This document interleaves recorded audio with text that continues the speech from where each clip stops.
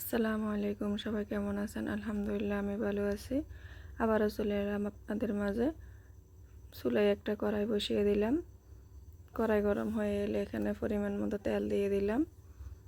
তেল গরম হয়ে এলে এখানে পেঁয়াজ কুচি দিয়ে নিয়েছি, কাঁচামরিচ কুচি দিয়েছি। পেঁয়াজগুলো একটু ভাজা ভাজা করে নেব। তো এখানে একটু রসুন বাটা দিয়ে দিয়েছি। রসুন বাটা একটু ভেজে নিব। গন্ধটা চলে গেলে এখানে টমেটো কুচি দিয়ে দিব। টমেটো কুচি দিয়ে আর একটু ভালো করে নেড়ে নেব।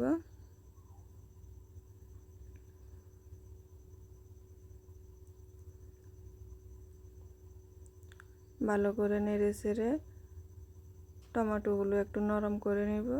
তো এখানে একটু পানি দিয়ে দিব যাতে নিচে দিয়ে ধরে না যায়। এখানে গুঁড়ো মশলাগুলো নিয়ে নিব, হলুদ গুঁড়া, মরিচ গুঁড়া, জিরার গুঁড়া, ধনিয়া গুঁড়া, স্বাদ মতো লবণ।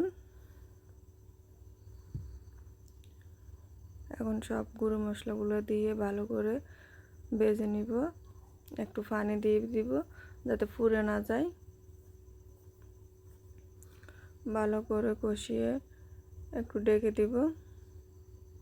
দেখেন তেলটা উপরে বেশি উঠেছে।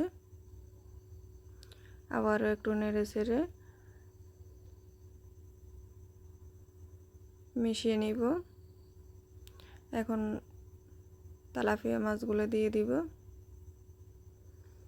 মাছগুলো একটু নেড়ে চেড়ে ঢাকনা দিয়ে ঢেকে কিছুক্ষণ অপেক্ষা করব। দেখেন এখন একটু নেড়ে চেড়ে দিব।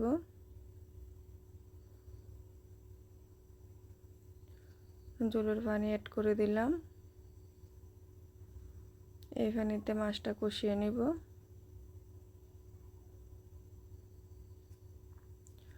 একটা ঢাকনা দিয়ে ঢেকে দিব বলক ওঠা পর্যন্ত।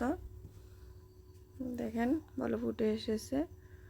আবারও মাছটা একটু নেড়ে চেড়ে দিব। ঢাকনা দিয়ে ঢেকে দিলাম। ঢাকনা খুলে দেখলাম পানি শুকিয়ে গেছে। আর একটু পানি দিলাম। এই যে রান্নাটা আমার শেষ হয়ে আছে। এখন ধনে পাতা দিয়ে দিব। ধনে পাতা দিয়ে ঢাকনাটা ঢেকে দিব। তো দেখেন একটা বাটিতে নিয়ে নিলাম। সুন্দর একটা কালার আসছে। পরবর্তীতে আবার দেখা হবে। আসসালামু আলাইকুম।